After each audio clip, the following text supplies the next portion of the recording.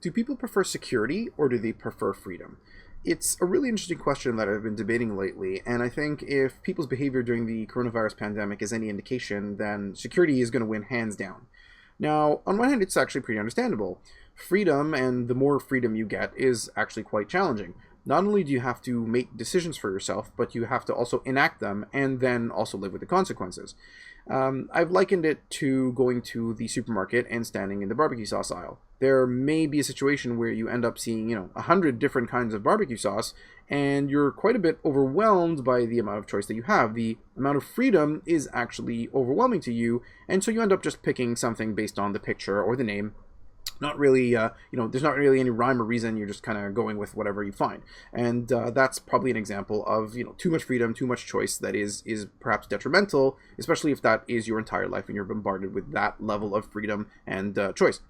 On the other hand, you have security, where you are sort of delegating things to the government, and you're allowing government experts to decide certain things for you. That may be with regards to education, it may be with regards to health, it may be with regards to foreign policy. It could be almost anything that we are delegating for the government. But in this case, security, it's definitely falling under the umbrella of health, because we are now delegating to some of our health officials, some elected and non-elected, of what we should be doing during this pandemic.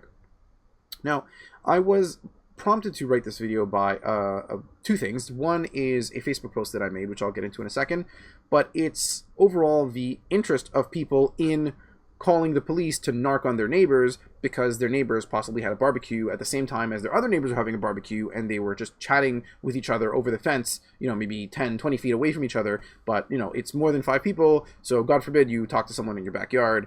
And a number of people that I've seen online have been interested in calling the police and saying that it's not it's not malicious, it's life-saving, which is really just an excuse that you can use for almost anything if you want to logic it out that way. But I made a post on Facebook regardless. I'll read it to you. Let's see if you can catch sort of hidden message there. So I wrote, and I'm not going to put it up just so it's not you don't cheat by seeing it. But I wrote here. Many people are concerned that not enough are taking the social distancing and mandatory stay-home orders seriously and want the police to intervene. That is why the government created a new specialized task force, which so many people have been demanding. And if you see someone standing less than 6 feet away from another person, leaving their house unnecessarily, or behaving otherwise un-Canadian, then please call the Government Enforcement Special Task Force Action Police Organization, and I put a 1-800 number. So that acronym, again, is the Government, G, Enforcement, E, Special Task Force, ST, Action, A, Police Organization, GESTAPO, Gestapo. I cannot tell you the amount of positive response I received. One person noted that the phone number doesn't work because obviously there is no such department, thankfully, that we can call to narc on people when they're behaving un-Canadian. But the amount of people interested in having such a department, I don't know if they have really thought through what does that mean. What does it mean if you have a government department that you can just call and complain about your neighbors for behaving in an un-Canadian fashion? And so that got me thinking about the desire for security, which again in this instance is health. It's they're intimately tied, health and security, health and safety.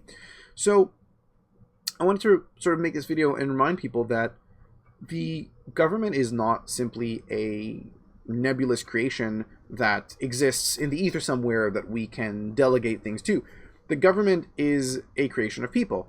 And, again, I'm not a libertarian or, so far libertarian that I'm bordering on anarchist in that I feel government has no role. I think government actually has an important role to play. And when it plays its specific role and plays it well, that's to the advantage of all citizens and all Canadians.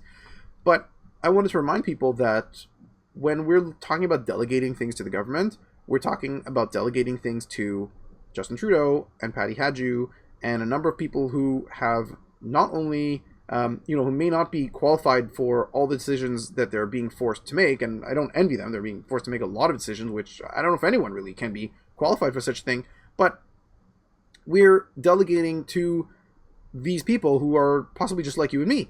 And so I wanted to pull up a couple of news articles that really highlight why total delegation and total, blind trust in the government in any instance, but especially in this instance, is really not a good thing.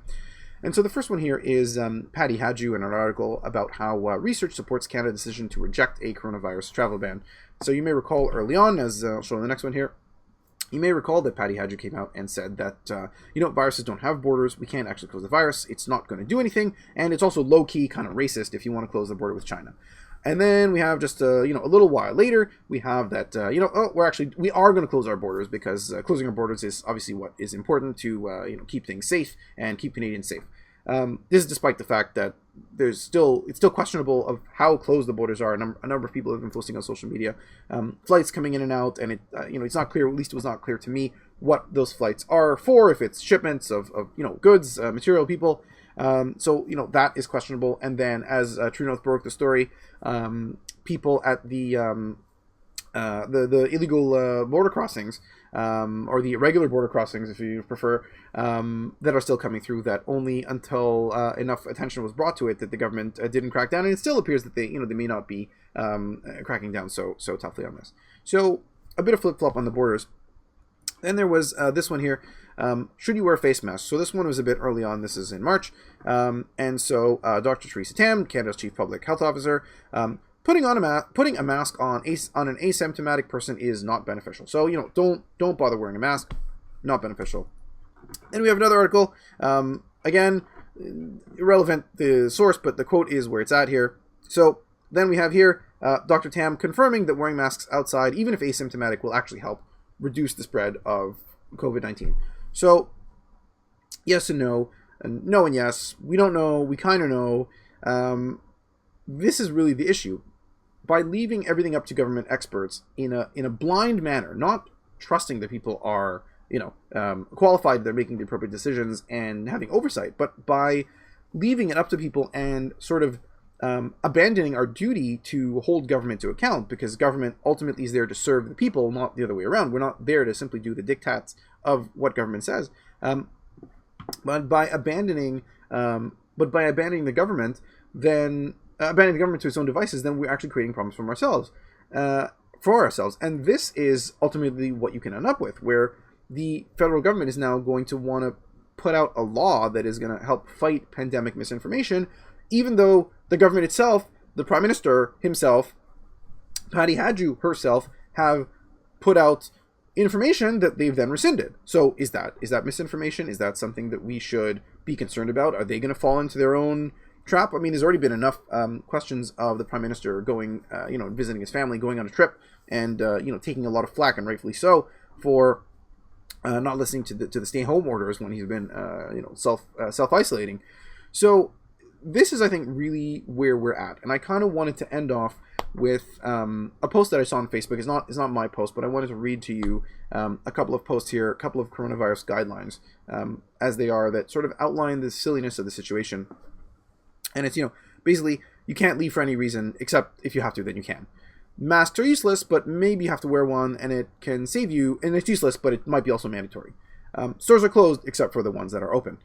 You shouldn't go to hospitals unless you absolutely have to, and the same applies to doctors. You shouldn't go there unless you have to, provided that you're not too sick to go there. The virus is deadly, and it's not too scary, except sometimes it can lead to global disaster. Gloves won't help, but they still can help. And it goes on and on and on, and, I'll scroll down. You guys can pause the video and read some of these there. On one hand, it's the... Lately, I've been thinking it's the original meaning of a comedy and a tragedy that's all wrapped up into one, where you kind of laugh and cry at the same time, because these things are pretty accurate, but also pretty ridiculous, and just kind of make you wonder where we are at in terms of the situation. So overall, what do you guys think? Is this something? Do you think that people prefer freedom or that people prefer security? Do you think that people's perceptions of that choice has changed lately? I'd love to hear what everyone thinks. But in the meantime, I'm Sam Eskenasi for True North. Thank you for watching. Follow us on social media, and have yourself a great day, great evening, and stay safe. Wash your hands. Take care.